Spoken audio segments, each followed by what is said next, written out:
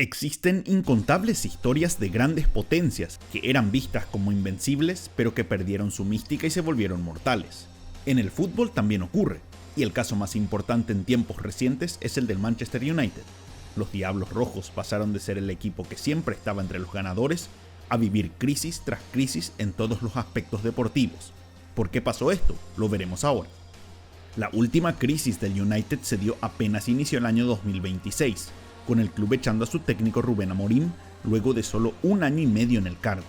Fue el séptimo técnico que estuvo al frente del club en los últimos 12 años, con el cargo siendo uno de los más inestables de las grandes potencias futbolísticas.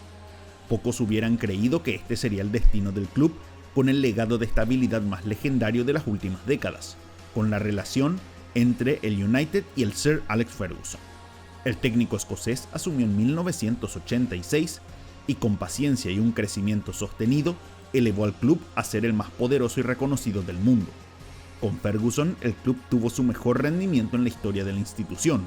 Ganó la Premier League 13 veces desde el inicio de la nueva liga en 1992, el 61% de los torneos disputados desde ese año, algo impensado en más de 2 décadas de competencia. Con esto el United superó al Liverpool como el club con más títulos en la historia de la liga inglesa. Entre 1991 y el 2013, el equipo nunca terminó por debajo del tercer lugar en la tabla final de la liga, demostrando que era la máxima potencia año a año. También ganó 2 Champions League y llegó a 2 finales más, ganó 5 veces la Copa FA y 4 copas de la liga. En este tiempo el United se convirtió en una marca mundial, jugando amistosos alrededor del mundo y siendo el club más valioso y de mayores ingresos económicos del planeta. En mayo del 2013, con el equipo asegurando otro título de la Premier más, Ferguson anunció que se iba a retirar. Un tremendo golpe, pero era probable que ocurriera, ya que tenía 71 años. Aquí el club tenía que preparar su era post-Sir Alex, una durísima tarea, ya que nunca se había planificado un trabajo sin que él sea el eje de todo. Aquí empezaron a buscar y el elegido fue otro escocés, David Moyes, técnico del Everton, que llevó al club azul a excelentes resultados en los últimos años. Moyes no fue la primera opción de la institución, según publicó Ferguson en un libro años después, fue el sexto. No aceptaron la propuesta o no podían dejar sus clubes entrenadores como Pep Guardiola, José Mourinho, Carlo Ancelotti, Jürgen Klopp o Luis Van Gaal. Confiando en que iba a tener un periodo largo como el de Fergie, Moyes recibió un contrato de 6 años. El primer cambio importante que hizo fue dejar de lado a aquellos que trabajaban con Ferguson, que conocían a la perfección al grupo, y trajo a su equipo de trabajo. Para muchos ya un enorme error. Solo tuvo 2 grandes fichajes, uno de ellos Marouane Fellaini, a quien trajo del Everton. Desde el inicio su equipo nunca rindió, con una pésima campaña en la Premier League y una derrota en la primera rueda de la Copa FA ante el Swansea. Su único logro fue ganar la Community Shield en el primer partido del año. La presión de ser el reemplazante, los malos resultados, incluyendo una aplastante derrota ante su rival de la ciudad, Manchester City, por 3-0 en Old Trafford, y el pobre nivel futbolístico hizo que la presión sobre Moyes sea total. En lugar de dirigir por 6 años, ni siquiera aguantó 10 meses, siendo sacado del cargo en abril. El equipo terminó séptimo, su peor rendimiento en casi 25 años, fuera de toda competencia europea por primera vez en 30 años. En 2014, el club apostó por uno de los nombres que vimos antes, Luis Van Gaal, luego de que este tuviera una excelente actuación con Países Bajos en el Mundial de Brasil. El equipo también hizo grandes fichajes, como el de Ángel Di María por 75 millones de euros. Esto no evitó que tuvieran derrotas humillantes, como quedar fuera en su primer partido de la Copa de la Liga ante el MK Dons de la tercera división con una humillante goleada por 4-0. Apenas ganó 3 de sus primeros 10 partidos por la liga y el nivel del plantel seguía siendo bajo, en especial de figuras como Di María. El club pudo levantar el nivel hacia finales de temporada y terminar en cuarto lugar, asegurando un cupo en la Champions League, pero lejos de la pelea por el título. Fue la primera temporada desde la campaña 2004-2005 donde el club no ganó al menos un título. Van Gaal empezó a tener malas relaciones con varios jugadores, llevando a que Di María sea vendido al PSG tras apenas disputar una campaña decepcionante. El club hizo varios fichajes de alto costo nuevamente, como el de Anthony Martial, que costó más de 60 millones de euros, y también a Memphis Depay. Más allá de los problemas, Van Gaal siguió como técnico en la siguiente campaña, pero el equipo dio un paso atrás, quedó fuera en la fase de grupos de la Champions y tampoco pudo pelear en el torneo local, culminando en el quinto lugar fuera de la zona de la Champions. El estilo de juego de Van Gaal, con mucha posesión, era visto como aburrido y sin buenos resultados. Su único punto alto fue ganar la Copa FA después de 12 años, pero esto no fue suficiente para mantener al neerlandés en su cargo. Apenas 3 horas después del partido, el club anunció que este no seguiría. En su lugar llegó The Special One, José Mourinho. Si había un técnico que siempre fue campeón donde dirigió, incluyendo la Premier League con el Chelsea, era el portugués. Para muchos era el entrenador ideal para recuperar los tiempos de gloria, quedando en el olvido la rivalidad de años anteriores con él. También se apostó en grande en los fichajes, pagando más de 100 millones de euros por Paul Pogba, visto como la gran figura a futuro del club, además de veteranos como Zlatan Ibrahimovic. Mou ganó la Community Shield en su primer partido, pero nuevamente el rendimiento en la Premier fue pobre, quedando ya fuera de la pelea antes de llegar a la mitad del torneo por los malos resultados. El plantel pudo recuperarse, ganando la Copa de la Liga en febrero, derrotando al Southampton, con Zlatan como figura anotando 2 goles. A esto se sumó su excelente rendimiento en la Europa League. Tras un inicio poco convincente, el United hiló 11 partidos invicto en el torneo, llegando a la final y derrotando al Ajax por 2-0, ganando así por primera vez en su historia este torneo y asegurando la clasificación a la Champions del año siguiente. El punto bajo de la campaña fue que terminaron sextos en la Premier, a una enorme distancia de los campeones Chelsea. Estos resultados llevaron a los hinchas a tener mucha confianza para la siguiente campaña. La gran apuesta en el mercado de pases fue el belga Romelu Lukaku del Everton, quien costó 85 millones de euros. Perdió la final de la Supercopa de Europa ante Real Madrid, pero tuvo un buen inicio de campeonato. En la Champions quedó fuera ante el Sevilla en octavos de final, cuando era el equipo favorito a avanzar, mientras que perdió en la final de la Copa FA ante el Chelsea. Tuvo su mejor rendimiento en la Premier desde la era Ferguson, culminando en el segundo puesto, pero por detrás de sus máximos rivales el Manchester City, quienes tuvieron una temporada récord. Así, a pesar de haber mostrado un mejor nivel, volvió a sumar una campaña sin ganar una sola copa. Para la campaña 2018-2019, la relación entre el plantel y Mourinho empezó a tener problemas. Mourinho tuvo varios cruces con Pogba y recibió críticas por su manejo de futbolistas como Martial, Luke Shaw o Lukaku, además de dudar si sus propios jugadores filtraban sus formaciones a la prensa antes de los partidos. El técnico tampoco estuvo de acuerdo con que se compraran pocos jugadores en el mercado de pases, insistiendo que habían rendido por encima de su nivel anterior. Las actuaciones demostraron esto, con malos resultados en la Premier y en la Copa de la Liga, donde quedaron fuera ante el Derby County. La tensión con Mourinho y las críticas por su estilo de juego muy defensivo fueron tales que fue removido del cargo en noviembre, con la ex figura del club Ole Gunnar Solskjaer asumiendo como interino. Solskjaer sorprendió con una victoria ante PSG en octavos de final de la Champions, pero el equipo igual terminó el año sin títulos y en el sexto puesto de la Premier. El noruego continuaría como técnico en la campaña 2019-2020, donde el club tuvo un pésimo inicio en la Premier, quedando lejos de la punta en apenas 15 fechas. Fichajes millonarios como Harry Maguire no fueron las figuras que levantaron el nivel futbolístico, por lo que el club tuvo actuaciones respetables, culminando en tercer puesto y llegando a semifinales en todos los torneos que disputó, pero no pudo ganar ninguno de ellos por tercera temporada consecutiva. Solskjaer continuó como técnico en la campaña 2020-2021, donde el equipo redujo su gasto en transferencias. Fue otra temporada de nivel medio, quedó fuera en fase de grupos de la Champions League, pero llegó a la final de la Europa League, donde perdió ante el Villarreal por penales. Fue otra temporada sin títulos, pero terminó en el segundo puesto de la liga, clasificando nuevamente a la Champions, aunque no peleó por el título de liga local. La estructura se mantuvo en la siguiente campaña, 2021-2022, donde el equipo tuvo grandes apuestas en transferencias como Jadon Sancho por 85 millones, además del retorno de Cristiano Ronaldo luego de 13 años. Esto dio más esperanzas a los hinchas, pero los resultados fueron pésimos. El equipo fue goleado por el Leicester, Liverpool y Watford en menos de un mes y quedó eliminado de la Copa de la Liga en primera ronda. Los malos resultados hicieron que el club saque a Solskjaer en noviembre, que luego asuma el alemán Ralf Rangnick como interino. Rangnick quiso imponer un estilo de presión intensa, que no iba con cómo jugaban futbolistas como Cristiano y Bruno Fernández. Esta inestabilidad hizo que sea la peor temporada del club en años, sin que esté cerca de ganar un solo título y culminando sexto en la Premier, cerrando así otro año desastroso. El elegido para dar vuelta esta historia fue el neerlandés Erik ten Hag, quien llegaba del Ajax. El club volvió a realizar enormes inversiones en el mercado de pases, gastando 95 millones por Antony, quien también vino del Ajax, y 70 millones por el ya veterano Casemiro del Real Madrid. Esta vez el rendimiento fue más alto en todas las competencias, aunque tuvo un comienzo difícil con 2 duras derrotas en sus primeras 2 fechas en la Premier.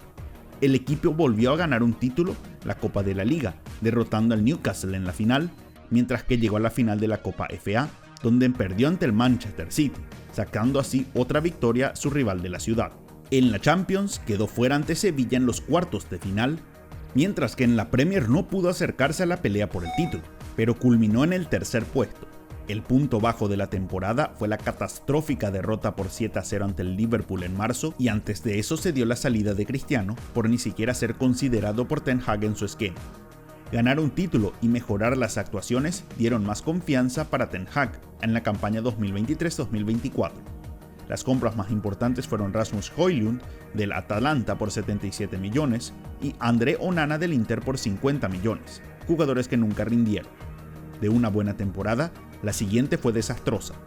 El equipo tuvo su peor rendimiento en la historia de la Champions, culminando último en su grupo, sin siquiera clasificar a la Europa League. En la Premier el nivel fue similar, con el club culminando en octavo puesto, su peor posición desde que inició la era Premier. Lo único que salvó a Ten Hag de ser echado fue ganar la Copa FA, donde esta vez sí derrotó al City en la final. Los malos resultados continuaron en la campaña 2024-2025, al punto que Ten Hag fue echado en octubre, sin poder aguantar la presión que venía de la temporada anterior. En su lugar asumió Rubén Amorim, técnico del Sporting de Lisboa. Con apenas 38 años, era un técnico muy joven y con poca experiencia para un club de tanta historia como el United, pero la idea era refrescar el método de trabajo. Estas ideas, incluyendo su formación con 3 centrales que no se adaptaba a los jugadores en la plantilla, hicieron que cada vez sumen más derrotas, culminando en la peor campaña del club en casi 50 años, que terminó en el 15º puesto de la Premier League, un lugar impensado para el United hace solo una década atrás. Su única chance de ganar un título fue en la Europa League, donde llegó a la final, pero cayó ante el Tottenham por 1-0. Con la obligación de dar vuelta a la historia, el club gastó más de 250 millones de euros en fichajes como Benjamin Sesko y Mateus Cunha para la siguiente campaña, pero las tácticas de Amorim seguían sin funcionar. En agosto sufrió una de sus eliminaciones más humillantes, quedando fuera de la Copa de la Liga ante el Grimsby Town, club de la 4ª división. En la Premier el club siguió con un rendimiento mediocre, quedando en la mitad de la tabla. Las críticas hacia Amorim iban creciendo, pero a inicios de enero el portugués sorprendió a todos en una conferencia de prensa, exigiendo al director deportivo Jason Wilcox que haga su trabajo, porque no iban a fichar nuevos jugadores. Dijo que no iba a renunciar y que tenía 18 meses de contrato hasta que lo reemplace. Estos 18 meses se convirtieron en un día, ya que el club decidió sacarlo del cargo, con otro exjugador, Darren Fletcher, asumiendo como técnico interino. Amorim apenas sumó un 47,6% de efectividad de puntos en su tiempo en el United, el peor porcentaje de cualquier técnico desde 1972, años en los que el club descendió a segunda división. Ya con Fletcher al mando, el equipo quedó fuera de la Copa FA ante el Brighton en su primer partido, por lo que, por primera vez desde 1915, el United jugará solo 40 partidos en una temporada, un número imposible de creer que vuelve a ocurrir 111 años después. Así el United llegaba a la mitad de su 12ª campaña sin Ferguson, en su punto más lejano de ser el club más poderoso de Inglaterra, pedestal en el cual el escocés había dejado al United a la hora de su retiro.